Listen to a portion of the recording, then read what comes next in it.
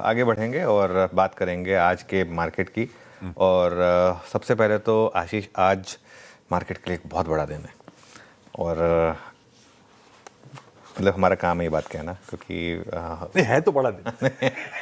नहीं है बड़ा दिन, लेकिन हमारे लिए कहना बहुत ज़रूरी है कि मार्केट के लिए बड़ा दिन है। क्योंकि मैं एक छोटी सी कहानी है, मैं आप फिर रिपीट करता हूँ, वैसे मैंने एक दो बार की है।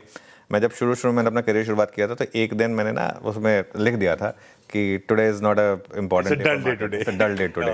तो जो मेरे एडिटर थे उन्होंने मुझे बुलाया, उन्होंने बोला अगर डल डे तो कोई क्यों देखेगा तुम्हें? बोले नहीं, वो तो उसमें भी कुछ ना कुछ ढूंढना है, हमें हमारा काम है। तो हमारा काम है कि हम ढूंढते हैं कुछ ना कुछ। इसका बेस्ट एग्जांपल बताता हूँ आपको। कई बार ऐसा होता है, आप यूएस मार्केट की हेडलाइन देखेंगे ना कि market up because crude prices are up, अगले दिन हेडलाइन होती है market up because crude prices are down.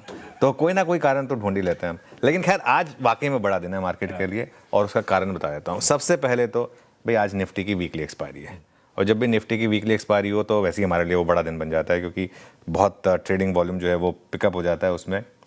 और आज देर रात यानी कि अमेरिका टाइम, हमारे लिए कल सुबह 5:30 बजे वो ट्रंप साहब की बड़े वाले हमले की डेडलाइन है। कल की ट्रंप की स्टेटमेंट की कोई वैल्यू नहीं थी, ये हमने आपको कल ही बता दिया था, क्योंकि कल जो स्टेटमेंट थी वो सिर्फ अपने पायलट को बचाने की थी, जो उन्होंने अपना पायलट बचाया था। वैसे बहुत वो अपने आप में एक शानदार केस स्टडी है, आप देखें अगर उसको पढ़ें तो कैसे उन्होंने उसको बचाया वो इतने घंटों के मिशन के बाद, और कैसे एक एक इंडिविजुअल की वैल्यू होती है। ये यूएस से सीखना होगा आपको। वैसे ये बात तो मैं उनको कहूँगा, ठीक है। बाकी उन्होंने धमकी जरूर दोहराई कि हम ईरान को बर्बाद कर सकते हैं।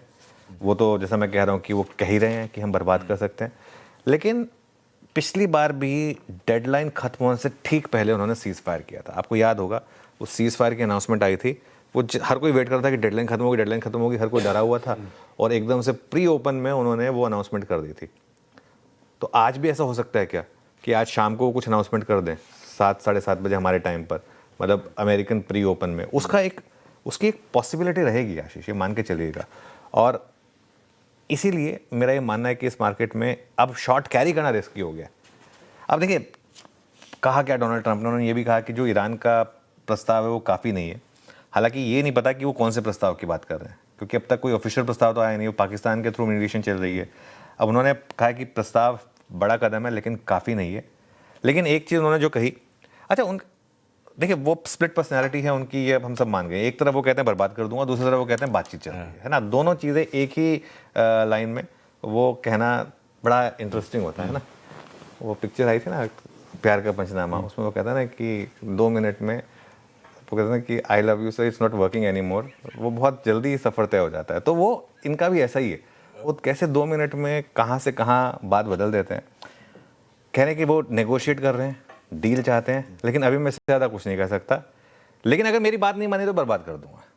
मतलब बीच बीच में अंजाम बुरा होगा, ये बात जरूर कह रहे हैं वो। और कह रहे हैं कि हमें एक दिन लगेगा, और वो दिन आज भी हो सकता है। तो मतलब अब मुझे समझ में नहीं आ रहा कि कहना क्या चाहते हैं ये। लेकिन एक चीज़ बहुत क्लियर है, इनकी खींच है। इनके हिसाब से दुनिया नहीं चल रही है, और इनके हिसाब से ईरान नहीं चल रहा है। देखिए बाकी पूरी दुनिया आई थिंक कहीं ना कहीं इनके हिसाब से चल गई। इन्होंने जिस तरीके की ट्रेड डील चाहिए सब देश मान गए, इवेंचुअली सारी की सारी डील उस तरीके से हो गई। एक ईरान आकर अड़ गया है, और ईरान कहीं जाकर इनको एक कांटे की टक्कर दे रहा है।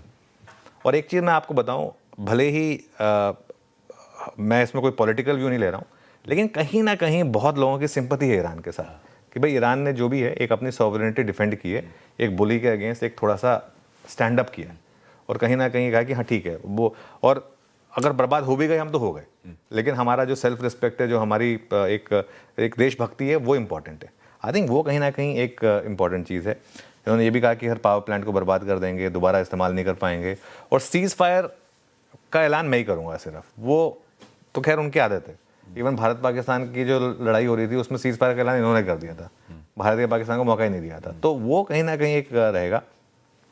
एक जो उन्होंने बात कह दी, अब उनसे वैसे एक्सपेक्टेड भी ऐसी बातें कहेंगे वो कि सिविलियन इंफ्रास्ट्रक्चर को भी मैं निशाना बनाऊँ तो मुझे कोई दिक्कत नहीं है इसमें। नॉर्मली आप ऐसी बात कहेंगे नहीं, मतलब आप ये कहेंगे ना कि कोलैटरल डैमेज हो सकता है, थोड़ा सा हम कोशिश करेंगे कि ना हो, लेकिन जो साफ कह रहे हैं कि अगर सिविलियन इंफ्रास्ट्रक्चर भी हो गया तो मुझे उससे कोई चिंता नहीं है, मैंने ईरान को मौका दिया है और वो उम्मीद है कि वो उसको लेंगे।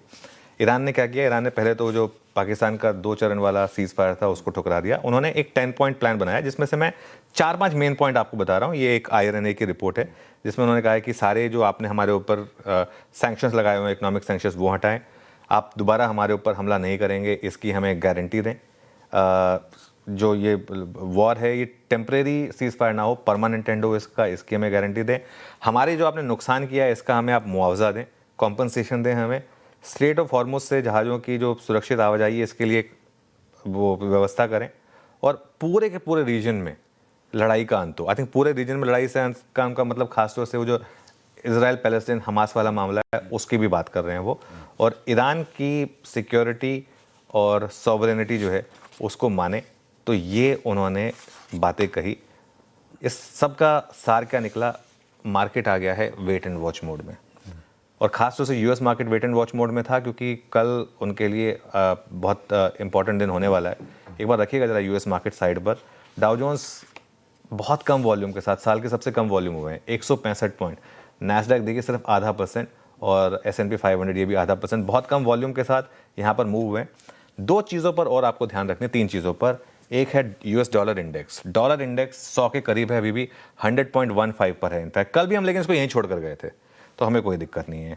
सोने और चांदी में भी कोई चेंज नहीं है, जहां हम कल छोड़कर गए थे वहीं ट्रेड कर रहे हैं मोर और लेस। और क्रूड की कीमतें भी कल आफ्टरनून में हम 107 तक आ गए थे, आज हम वापस 111 पर हैं, लेकिन 110-112 के बीच में स्टेबल ही हैं। कोई ऐसा नहीं है कि वापस 120-125 पहुंच रही हैं, एटलीस्ट वो नहीं हो रहा है।